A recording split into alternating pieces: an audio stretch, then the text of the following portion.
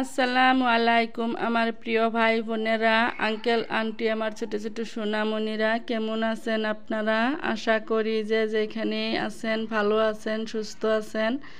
আল্লাহর অশেষ রহমতে আমিও খুব ভালো আছি। যে যেখান থেকে আমার ভিডিওটি দেখছেন তাদেরকে আমার মঞ্জুয়ারা কিচেন ব্লগে ওয়েলকাম জানাই। বরাবরের মতো আজকেও আমি আরেকটি ভিডিও নিয়ে হাজির হয়েছি। সকাল সকাল রান্নাঘরে চলে এলাম। আমি নিরামিষ পোলাও বানাবো। মাংস পোলাও তো অনেকেই খেয়েছেন, তো নিরামিষ পোলাও আজকে বানাবো। যেহেতু স্কুলে মাছ মাংস এলাও নেই, সেই জন্য আমি নিরামিষ পোলাও বানিয়ে দিব। ভাবলাম আপনাদের সাথে শেয়ার করি। এখানে কাঁচামরিচ, পেঁয়াজ আর তেজপাতা ব্রাউন কালার করে ভেজে নিছি। এখন পোলাওয়ের চালগুলো দিয়ে দিলাম, স্বাদ মতো লবণ, চা চামচের হাফ চা চামচ জিরার গুঁড়া, গরম মশলার গুঁড়া আর থেতো করা রসুন দিয়ে দিছি। এখন আমি এটা লাড়াচাড়া করে 2 মিনিট ভেজে নেব।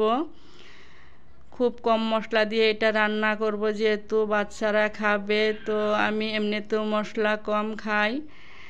এখন আমি 2 মিনিট লাড়াচাড়া করে ভেজে নিছি। পরিমাণ মতো পানি দিয়ে দিলাম। এখন আবারও ঢাকা দিয়ে আমি 4-5 মিনিটের মতো এটা রান্না করব, গ্যাসের চুলাটা মিডিয়ামে রেখে। এখন আমি 4-5 মিনিট পর ফিরে এলাম। দেখুন রান্নাটা হয়ে গেছে, প্রায় তল দিয়ে অল্প পুরা হয়েছে, যদি পুড়ে নাই, মচমচে হয়েছে। এইভাবে খেতে ভালো লাগে, মুচমুচে টাইপের।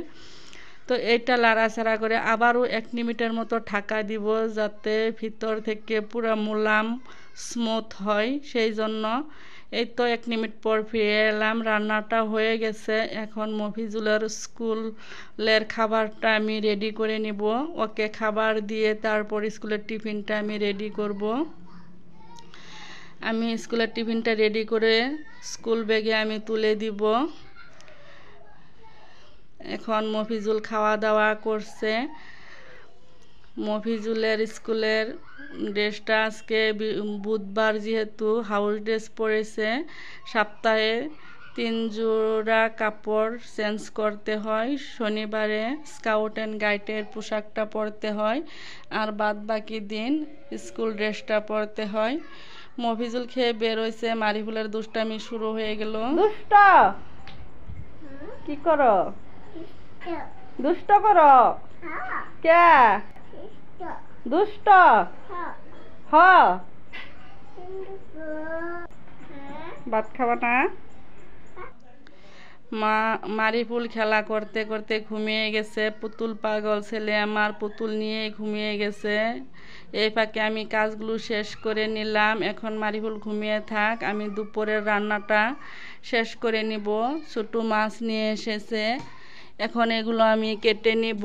কেটে ধুয়ে পরিষ্কার করে নিব। মূলো শাক দিয়ে আমি রান্না করব।